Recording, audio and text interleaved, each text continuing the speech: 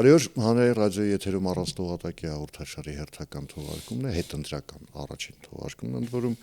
ես Լևոն Սարդարանն եմ եւ այսօր իմ զրուցակիցն է Հայաստանի Հանրապետության ազգային ժողովի եվրաինտեգրման հարցերի մշտական հանձնաժողովի նախագահ Արման Եղոյանը, բարև ձեզ։ Բարև ձեզ։ Պարոն Եղոյան, չգիտեմ, սովորաբար նման դեպքերում շնորհավորանքներից են սկսում թե ոչ, բայց այնուհանդերձ ամենից դատելով են թվերից, որ կենտրոնական ընտրական հանձնաժողովը դեռ նախնական իհարկե ժամեր առաջ հրապարակեց, ազգային ժողովում մեծամասնությունը շարունակելու է մնալ քաղաքացիական պայմանագիրը։ Հիմա տեսեք, Guardian-ը էլի մի շարք հեղինակավոր արևմտյան լրատվամիջոցներ 3 տեղի ունեցած ընտրությունների արդյունքները բնորոշեցին որպես Հայաստանի արած քայլ դեպի Եվրոպա, դուք որպես եվրաինտեգրման հարցերի մշտական հանձնաժողովի նախագահ, դուք եք այդպես գնահատում ընտրությունների արդյունքը։ Դե գիտեք, դա չափումներից մեկն է։ Եթե մեկ նախադասությամբ ձևակերպելու լինեի, փաստ չի, որ հենց այդ մեկ նախադասությունը կվերցնեի, բայց չեմ էլ վիճի այդ նախադասության հետ, եթե դրա կողքը կան նաև այլ նախադասություններ, ինքնիշխանություն, խաղաղություն, անկախություն, բալանսավորված քաղաքականություն եւ այլ, որի շարքում այո, նաեւ ավելի սերտ հարաբերություններ Եվրամիության հետ, ընդհանուր մինչեւ անդամակցություն, որի մասին մենք հենց օրենք ենք ընդունել եւ որը այս վերջին ամիսներին դուք տեսնում եք, որ լայն քննարկման, աշխարհաքաղաքական քննարկման առարկա է դարձել եւ եթե կարճ պատասխանել եմ, այո, բայց ոչ միայն այդ մասին էին ընտրությունները։ Հիմա տեսեք, վերջին ամսվա ընթացքում, այսպես ասեմ, օրենքը, որի մասին դուք հիշատակեցիք, որ Հայաստանը ձգտում է դեպի Եվրամիության անդամակցություն, 1.5 տարվա ընդմիջումից կամ ուշացումով Ռուսաստանը հիշեցին, որ նման օրենք գոյություն ունի, եթե չեմ սխալվում, օրենքը ընդունվել է 25 թվականի մարտին։ Այո, ճիշտ է։ Այո։ Եվ նաև այն տրամաբանության, որ գործող իշխանությունները, քաղաքական իշխող ուժը ամեն ինչ անում է, այդ թվում նաև այս օրենքի միջոցով, որպեսզի փչացնի մեր դարավոր դաշնակից Ռուսաստանի հետ հարաբերությունները, հիմնականում այս խոսույթի հիման վրա էր կառուցված ընդդիմության քաղաքականությունը նախընտրական նկատի ունեն։ Հիմա տեսեք, եթե հաշվում ենք, ուժեղ Հայաստանը, Հայաստան դաշինքը եւ Մազով խորհրդարան չանցած 59 ձայնի, տարբերությամբ խորհրդարան չանցած Բարգավաճ Հայաստանը 37% ընդհանուր առմամբ ձայն էին հավաքել։ Դա բավական լուրջ ռուսական ներկայացվածություն է խորհրդարանում։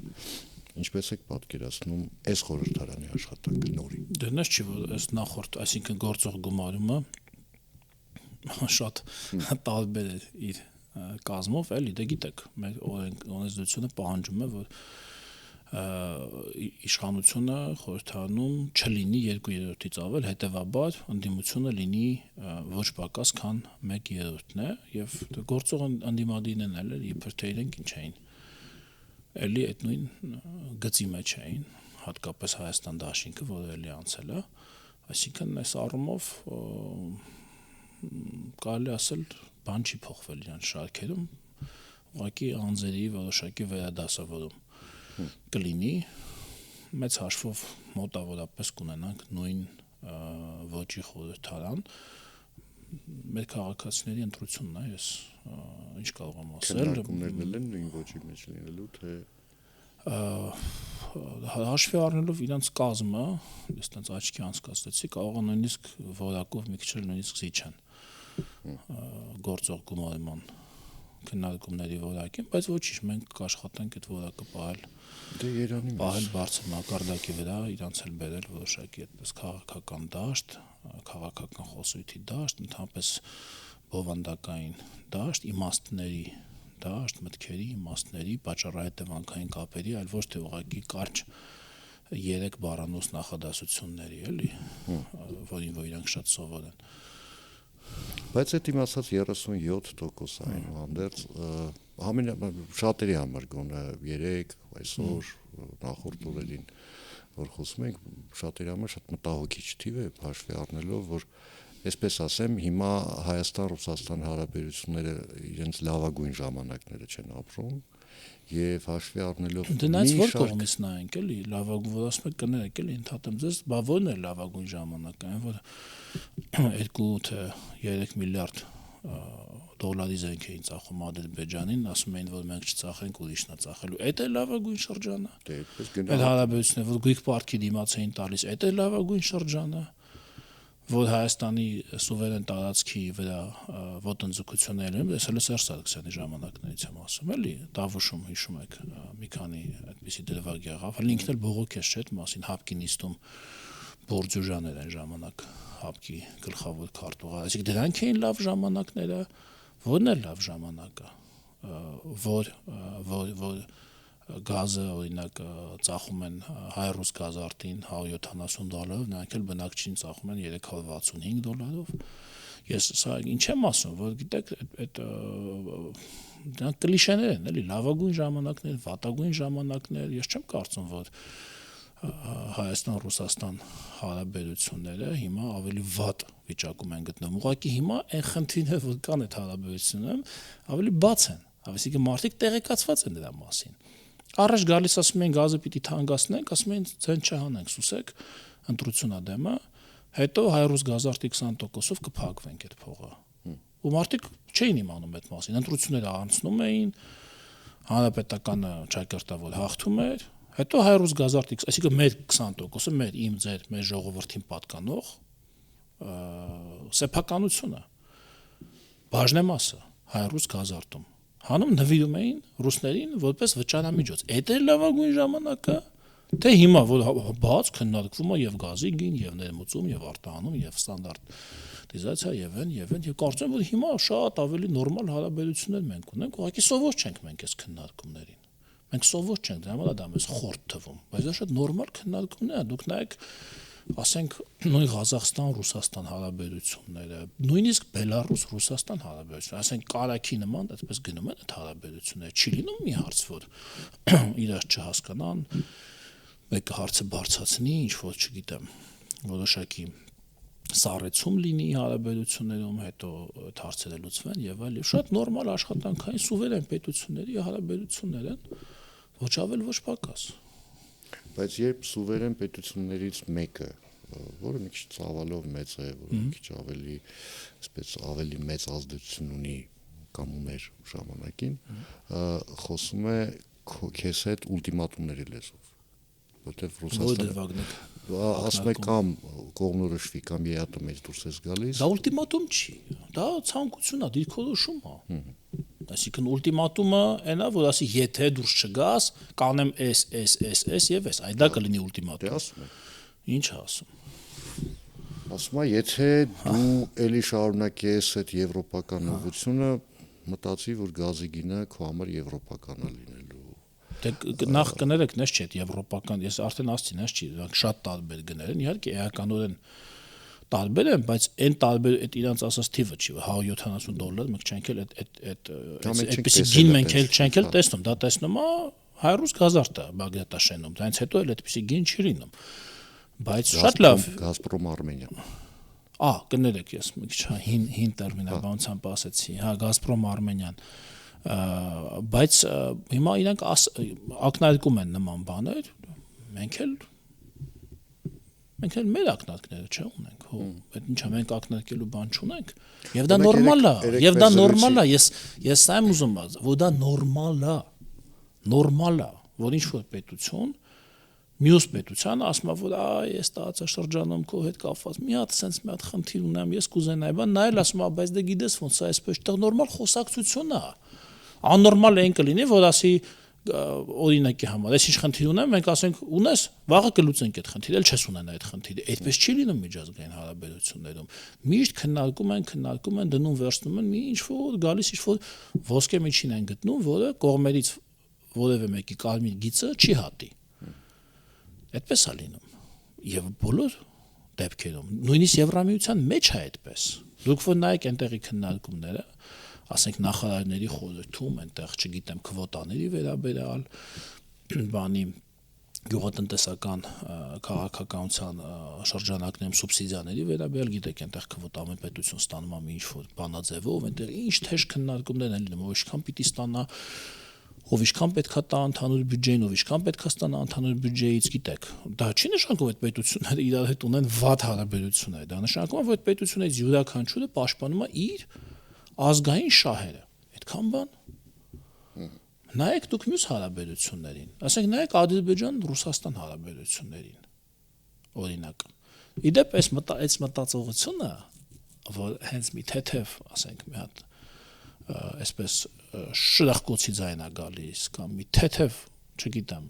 դռան ճռոցի ձայն է գալիս մի տեղից, ասում են, վայ, տեսեք ինչ պրոբլեմ եղավ։ Մենք նաև պրոյեկտում ենք շատ հաճախ ուրիշների հարաբերությունների վրա։ Ասենք իրենք ինչ-որ խնդիր են ունեմ լուծելու, օրինակ Ադրբեջանն ու Ռուսաստանը, ինչ-որ հարց։ Մեր հետ ընդհանրապես կապ չունեցող, իրանց երկկողմ հարաբերության։ Մեկ էլ կտեսնես մեր մոտ կան էլի տենց վերլուծաբաններ, ոգևորվում են մի անգամից, չգիտես ինչի են ոգևորվում, որ տեսեք, այստեղ ծագել ասես մի հատ խնդիր, որը կարա ասես մի հատ բան հետևանք ունենա կամ արդյունք ունենա մեզ համար, բայց ոչ մի հետևանք, ոչ մի արդյունք էլ դա մեզ համար չի կարող ունենա, որովհետև դա իրանց ներքին խնդիրն է, իրանց երկկողմ նկատի ունեմ խնդիրներն են։ Որոշ դեպքերում տառապանք փորձ ունի, որովհետև այդ առևտրի արդյունքում որպես կանոն ահագին ժամանակ Ռուսաստանը վճարել է մեր շահերով։ Այն ժամանակ, երբ որ մենք թույլ էինք տալիս, որ մեր շահերը դառնան երկու այլ պետությունների քննարկման առարկա, այդ ժամանակներում միգուցե, բայց վերջին քանի տարում արդեն նման բան չկա, մենք ինքներս գիտենք ոնց սպասարկենք մեր շահերը, մենք ինքներս գիտենք մեր կարմիր գծերը, մենք ինքներս կարող ենք որոշում կայացնել, որտեղ անել մեկ քայլ հետ, որտեղ անել մեկ քայլ առաջ, մեզ պետք չի ասել, որտեղ դու պիտի անես մի քայլ հետ կամ մի քայլ առաջ։ Ամեն կողմ բերում է իր շահը սեղանին, ոչ թե քեզ ասում է, թե օրինակ քո շահը։ Սա շատ կարևոր նրբություն է իդեպ, գիտեք։ Շատերը օրինակ հիմա որ ասում են, հա բա դուք էլ բա լավ է որ Թուրքիան sense բան է ասում կամ Ադրբեջանը sense է ասում, օրինակ են էլի բերում։ Բայց նրանք մոռանում են, որ այդ Ադրբեջանը եւ Թուրքիան մեզ հետ խոսում են, մեզ դա հետ կոմունիկացնում են, մենք դա ծանոթ հետև ենք անում որևէ հարցով։ Եթե գտնում ենք որտեղ եզր կա քննարկման, քննարկում ենք, գտնում ենք ընդհանուր մի ինչ-որ հայտարար։ Եթե չկա, օրինակ ինչպես Միջանցքի հարցով։ Օրինակի համար էլի հիշում եք այս ողբուկականը, որ 5 տարի առաջ կապել էին, ասում եք, չէ, կներեք, այդտեղ օրինակ մենք չունենք զիջելու որևէ բան, որովհետև դա մեր կարմիր գիծն է։ Եթե դա մենք արտապատվիրակեինք ուրիշին այդ բանակցությունները, նրանք կարող է եւ զիջեին, ինչ գիտես։ Կարող է եւ զիջեին։ Մի բան, որ հիմա ուզում էին մեր վզին փաթաթեին, այս նորելուկ այս ընդդիմադիրները, իրականում նախկինները ընդամենը, որ մենք ինչ-որ երաշխավորի գտնենք, այդ երաշխավորը գալ մեր փոխարեն, ոնց որ չգիտեմ, մանկահասակ երեխաների փոխարեն ծնողները կգնան, մանկապարտեզ կնայենք, ասեն ինչա ճաշիկը կերավ, չկերավ, հələ մի հատ նայեմ, ամեն ինչ նորմալ է, իրան խելոք պահեց, կռիվ մի արեք, ձեզ խելոք պահեք երեխաների հետ, ինչ մտածելակերպ կամ մոտեցում ենք, դուրս ենք եկել այդ հարացույցից եւ այլևս չենք վերադառնալու այնտեղ եւ ամեն ինչ անելու ենք, որ Հայաստանը այլևս չվերադառնա այնտեղ։ Լավ, վերադառնանք ընտրությունների արդյունքներին, պարոն Եղոյան, դուք անձամբ գոհ եք այն արդյունքից, որ գրանցվեց։ Ես չեմ կարող դժգոհ լինել, որովհետեւ սա ժողովրդի քվեն է, ժողովրդի կամքն է, ես ոնց կարող եմ դժգոհ լինել ժողովրդից։ Մենք խոսել ենք մարդկանց հետ, ներկայացրել ենք մեր ծրագրերը, մեր տեսլականը, եթե մեկ բառով պատասխանելու լինեմ, այո, գոհ եմ, որովհետեւ ամեն դեպքում մարդիկ մեզ տվել են վստահության քվե եւ շատ ավելի մեծ վստահության քվե, քան տվել էին օրինակ զուտ թվաբանական առումով, հա, 21 թվականին մենք 40,000 ձայնով ավել ենք ստացել եւ մենք գիտենք, որ դրանք իսկական, այսինքն հենց քաղաքական տրամաբանության մեջ տրված ձայներ են։ Ի տարբերություն էլի դե ակնհայտ է, ասենք որոշ ընդդիմադիր ուժերի, որոնց ձայները միշտ չի որ քաղաքական տրամաբանության մեջ են տրվել։ Դուք տեսել եք այդ ընտրակաշարքի մասին, լսել եք այդ ձայնագրությունները, այդ ահռելի հոսքն եք տեսել, Ռուսաստանից Հայաստան այդ հարցազրույցներն եք տեսել եւ այլ եւ այլ եւ այլ։ Եվ այդտեղ հələ հարցեր կան, թե ոնց այդ նորահայտ ու քաղաքական ուժել էլի ես չէի ասի այդ քաղաքական այդ խմբակը եկեք այսպես հիմա տեսնենք հələ ով է խմբակ եւ ով է փոքրիկ խմբակ հա եթե ռասուշ նատո պաշլո էլի ոնց որ կասեին Ռուսաստանում հələ տենանք ով է այդ փոքրիկ խմբակը եւ այդ ոնց է այդ փոքրիկ հələ իսկ ինչ որ շատ չէին իրաց ձայները մի փոքրիկ խմբակի համար այդ էլ պետք է նայել որտեղից իրանց 330 հա այդքան կար մոտավորապես 1000 ձայն հիմա զբաղվում են իրավապահ մարմինները դա էլ հասկանալով բայց նաև քանի անցել են խորհրդանան լավ պահա լավ ժամանակ կա իրենց խոստումներն էլ իրականացնելու որոնք կապ չունեին իշխանության գալու փաստի հետ հա ես մի խոստում կներեք մի խոստում իրենք կարող են իրականացնել հաշվի առնելով որ սահմանարական մեծամասնություն դուք չստացաք իրենք բնականաբար կբլոկեն նոր սահմանադրության ընդունումը նու այդտեղ այդքան էլ ամենի նոր սահմանադրության ընդունումը հանրակրվեով պետք է լինի չէ ես նկատում հանրակրվեի դնելու որոշումը դա էլ կտեսնենք հələ մի քիչ վաղ այդ մասին խոսել հələ մի քիչ թող հələ մի հատ գան մի հատ շփվենք տեսնենք ինչա ոնց հնարավորություն եք տեսնում մարդկանց համոզել որ ճիշտ է չէ համոզելու գիտեք բազգային ժողովին չի համար Ազգային ժողովին չի համար, ազգային ժողովը քննարկումների տեղ է, համոզելու տեղ է, իրար համոզելու տեղ է, բայց այդ ոնց է իրանք մեզ մի բան կհամոզեն, օրինակ, ընդդիպ շատ դեպքեր ա եղել, շատ դեպքեր, հատկապես նախորդ գումարման ազգային ժողովում, երբ ընդդիմադիրները շատ ավելի ուշադիր էին կառավարության կողմից բերված օրենքների բովանդակությանը շատ ավելի արագ էին նկատում այնտեղ խնդիրներ, հարցը բարձրացնում էին, մենք փորձում էինք կառավարության այդ հարցերը լուծել, բայց ես այդ խոստումը չեմ ասում, իրանց այն որ այն հեքիաթներ էին պատմում, նավթավերամշակման գործարան, բանը ուրեմն մթերման կայաններ, հիշում եք Շատ լավ հնարավորություն է, չէ, ոնց են ասում, օրինակ պետք չի, չէ, իշխանություն լինել, մթերման կայանը բիզնես է, չէ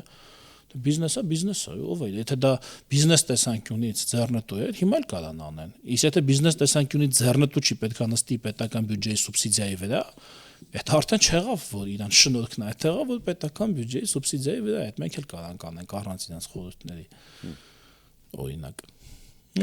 Քանի որ դուք ավելի շատ ձայն եք ստացել, քան նախորդ ընտրություններում, եկեք չմոռանանք, որ նաև մասնակցությունն է ավելի բարձր եղել։ Բա իհարկե, բա իրանց ինչ է թվում, իրանց կողմնակիցները գալու են, մեր կողմնակիցները չեն գա, բա Ես այդ մասնակցության թիվը ինչի հաշվին մեծացավ, որովհետև նույնիսկ այն թիվը, որի մասին խոսակցություններ գնում, որ կարող են բերել Ռուսաստանից ու ահագին մարդ եկել է, ես հիմա մեր համակարգացիներին ինչ որ ենթադրություններով չեմ անվանարկի իրենց բերել են թե իրենք են եկել։ Հիմա փաստն է որ եկել են։ Եկեք ասենք եկել են, մեկը հո փաստ է։ Հա, եկել են։ Հիմա բայց միևնույնն է, այդ այն 10%-անոց նիշը փոփոխության չէր լինի, այսինքն ավելի բարձր մասնակցության մակարդակը ինչի հաշվին է 10% եկա։ Շատ բարձ մարդիկ տեսան որ գալիս են, իրանք էլ գնացին։ Շատ բարձ։ Այսինքն, գիտեք, ես լսում էի բաներին, ես լսում էի նույնիսկ սոցիոլոգների իրանց այդ խմբից էլի, ասես լուրջ դեմքով նստած, այնօրն էի լսում, անունը չգիտեմ այդ տղայի։ Ասում եմ, տեսեք, ԿՊ-ն ունի 688,000 ձայն։ Նկատի ունի 21 թվական։ Իրան թվում է այդ 688,000, ասենց սեղանի միտեղ դարսած է։ Ասենց անշարժ մնացել է այդ 688-ը։ Ոչ մեկ չի փոշմանել, նոր համակից չի ավելացել ըստ իրա նոր մարդ չկա քվեաթերթիկում հին մարդ դուրս չի եկել քվեաթերթիկից ըստ իրաց տեղաբանության ասում ահա դե եկեք հավաքվենք 688-ից շատ հավաքենք բայց այդպես հոճի դա մեխանիկական process չի հասարակությունը ապրող օրգանիզմ է ինքը տեսնում է չէ որ ինքը տեսնում է իր մեջ ինչ է կատարվում եթե ինքը տեսնում է որ այդ նույն 688,000-ը Երբ որ տեսնում է, որ կողքից հավաքվում է 700,000, 750,000, իսկ հասարակությունը դա տեսնում է, ոչ աչքերով, բայց տեսնում է, որ ինչ-որ բան է տեղի ունենում, ինքն էլ է մոբիլիզացվում, առանց որևէ մեկի կոչի, առանց մենք ոչ չենք ասել, Ժորժ ջան, գնացեք, որ հավասարակշռեք բան, բայց իրանք տեսնում են, որ ինչ-որ բան է կատարվում, ոչ բնական, այսպես ասենք, ոչ աուտենտիկ, հա, ոչ աուտենտիկ աճ է տեղի ունենում հակադիր ճամբարի ընտրողների եւ իրանք էլ են մոբիլիզացվում եթե մեկը կարող է մինչեւ այդ մտածել դե լավ հիմա Կարամ եւ չգնամ ընտրության, գործեր եմ ունենալու, պիտի արձակուրդ գնամ, պիտի զբաղված եմ լինելու, չգիտեմ, էս, կարա եւ հետո դա փոշմանած լինի, գնացած լինի ընտրության եւ ընտրած լինի եւ ինչպես որ այո, տեսնում ենք այդ թվերից, ընտրած լինի մեզ, բա ինչ է իրանց թվում։ Ինչ է, այդ մարդիկ ուղղակի քաղաքականությունից բան չեն հասկանում։ Ուղղակի բան ու դա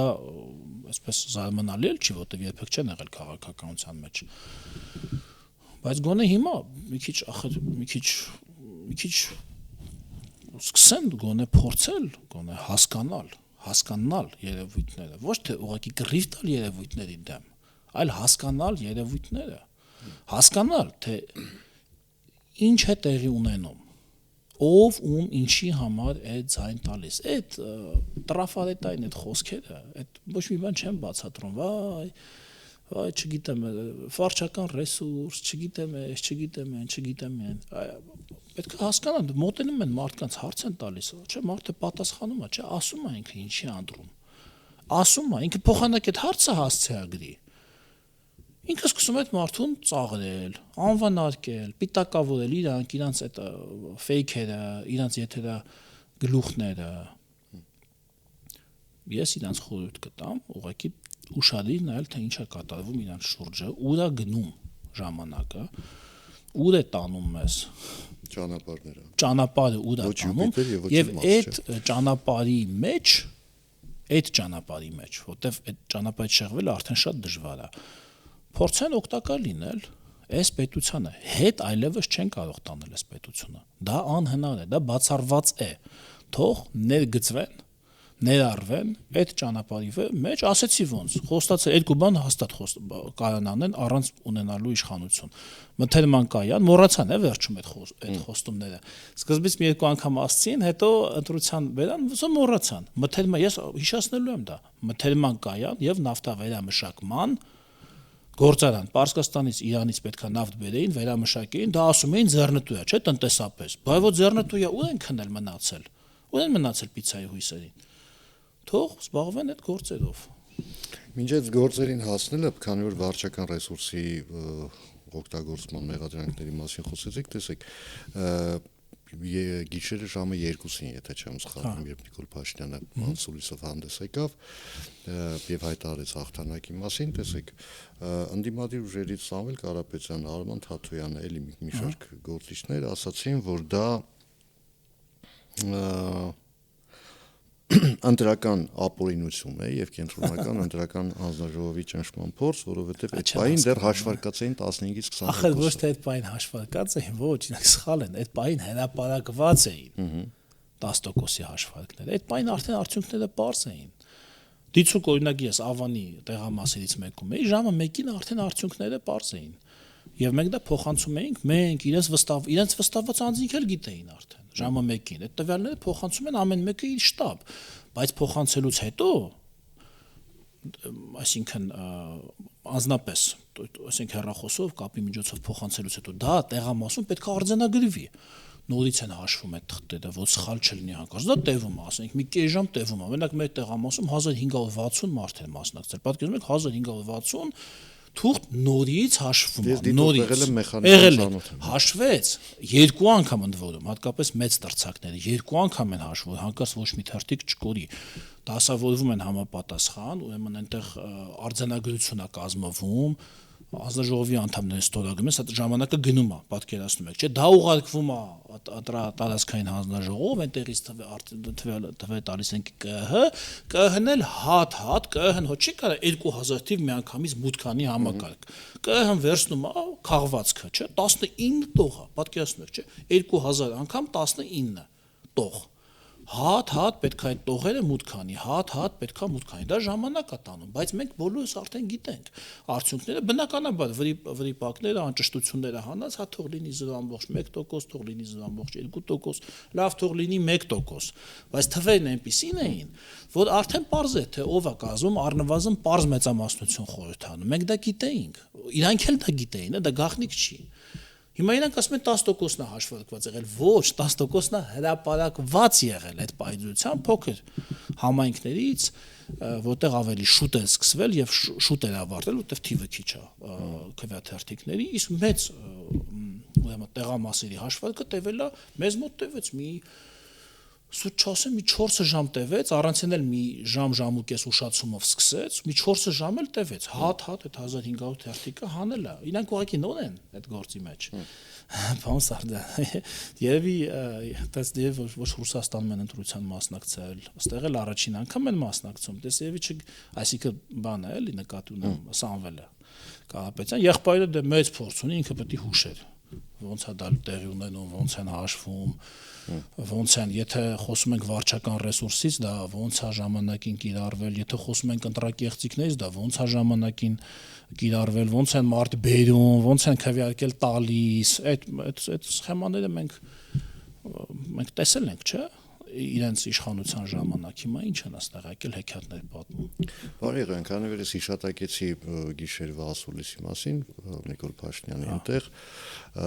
վարչապետը մի այսպիսի արտահայտություն ունեց, հայ ժողովուրդը քվեարկել է հանուն տարածաշրջանային բարօրության ու համագործակցության եւ ակնկալում է դրական արձագանք Ադրբեջանից եւ Թուրքիայից։ Այստեղ մի քանի գործոն մի հատ փորձենք վերջում ամփոփելով իրար կողքի դնել, տեսեք, Ռուսաստանը ամենայն դեպս լավ, մենք ասում ենք ինչ-որ տեխնիկական խնդիրներ է ստեղծում, պատժամիջոցներ կիրառեց, Եվրոպան շատ արագ արձագանքեց, օգնության փաթեթ առաջարկեցին, մաքսատուրքերից ազատ առևտուր առաջարկեցին եւ այլն, բայց սահմանը մնում է փակ։ Հիմա ըստ ձեզ հաշվի առնելով թե Եվրոպայի արձագանք, թե Միացյալ Նահանգների ըստեյության արձագանքը մինչ ընտրությունները եւ թե արդյունքները հիմա կարող ենք ակնկալել, որ ասենք վաղը հայ-թուրքական սահմանը կբացվի, մյուս օրը կստորագրվի վերջապես խաղաղության պայմանագիր։ Եթե բարի բուն իմաստով եք ասում վաղը եւ մյուս օրը, մի քիչ եթե պայմանական նկատի ունեք մյուս օրը։ Տեսեք, այսինքն մոտ ապագայում։ Տեսեք, մենք մեր գործողությունները պայմանավորում ենք ոչ թե դիմացինի կողմից ակնկալիքներով։ Մենք ոչ թե մտածում ենք, այ տեսնես Կիկոսի մահվան նման, տեսնես ինչ կլինի, գնաց վերելավ ծառին, վար եկավ քարիր, այսինքն ոչ թե մենք այդ տրամաբանությամբ ենք, մենք մտածում ենք, մեզ պետքա սահմանը բացվի, մեզ պետքա թե պետք չի, եթե պետք չի, չխոսենք այդ մասին, չխոսենք, եթե դա մեզ վնաս է, այդ մասին չխոսենք, բայց 92 թվականից Հայաստանի բոլոր ղեկավարները խոսել են այդ մասին, խնդրել են, պահանջել են, համոզել են, ոնց ուզում եք կոչեք, սահմանը բացել։ Եթե պետք է մեզ, որ սահմանը բացվի, ուրեմն մենք պետք է անդադար, անհոգնել,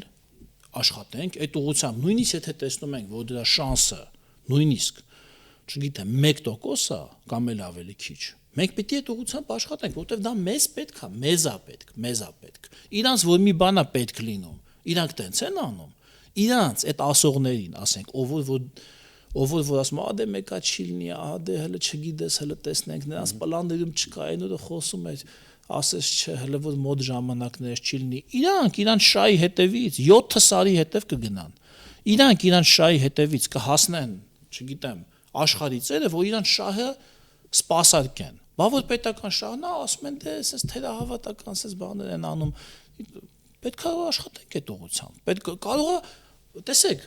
մեզ ավելի շատ է դա պետք, քան Թուրքիային։ Մենք չենք կարող ըստ տրամաբանության կանոնների, մենք չենք կարող մեր գործողությունները պայմանավորել դիմացինի գործողությունները, որտեղ դիմացին դա ավելի քիչ է պետք, մեզ ավելի շատ է պետք, այսինքն մենք պետք է համոզենք ավելի շատ, փաստարկ, չգիտեմ, նաև միջազգային, ոնց որ դուք ճիշտ նշեցիք, կոմունիկացիաների ապաշրջափակում, դուք այսօր տեսնում եք Եվրոպական միության հետ մենք ինչ քննարկումներ ենք ունենում, դուք գիտեք, որ Թուրքիան Եվրամիության հետ գտնվում է մաքսային միության մեջ, այսինքն մեր եւ Թուրքիայի սահմանը նաև Եվրամիության մաքսային սահմանն է, երբ որ բացվի։ Հա, այսինքն մենք 4 ուղղությունով պետք է աշխատենք, որ մեր ուզածը տեղի ունենա, կստացվի։ Չի ստացվի, դա չի նշանակի, որ մենք սխալ բան ենք ուզել։ Մենք դրանից չպետք է ափսոսանք մեր ջանքերի համար, որտեղ մենք ջանքերը ուղղված են մեր պետական շահերի սպասարկմանը, ես այսպես եմ հասկանում։ Բա իրանք կներեք, էլի ես էլ ասեմ, եթե բա իրանք ո՞նց են նույնը, օրինակ Ռուսաստանի հետ հարաբերությունում, իրանք ո՞նց են հակառակը ասում, ինչի չեն ասում, դե չիլնի, չէ՞, հայտնի մեմի նման, հո իրանք չեն ասում, դե չիլնի, ասում են հələ սենց փորձենք, հələ նես փորձենք, հələ մի հատ ես այնտեղ կապեր ունեմ, ասում են, չէ, ես այնտեղ Ռուսաստանում ուժեղ կապեր ունեմ, հեսա տեսեք ինչ եմ անում, այն կապը փորձեմ, չգիտեմ, այն աշտարակի միջոցով, այն մի աշտարակի միջոցով Կրեմլի, բա ինչի են այնտեղ իրանք 7 ձևի փնտրում ոնց հարցերը լուծեն, թե որ դա իրանք անձնական շահն է դրա համար։ Իսկ այստեղ ասում են դե չիլնի, ո՞նց չիլնի։ Պիտի լինի, պիտի ամեն ինչ անենք, որ լինի եւ պրոգրես այդտեղ կա։ Հուսանք կլինի։ Շնորհակալություն։ Զրույցի համար հիշեցնեմ այսօր ինձ զրուցակիցն էր Հայաստանի Հանրապետության ազգային ժողովի Եվրաինտեգրման հարցերի մշտական հանձնաժողովի նախագահ Արման Եղոյանը, ես Լևոն Սարդարյանն եմ, կհանդիպենք արդեն վաղը նույն ժամին, նույն վայրում, հաջողություն եւ համբերություն բոլորիս։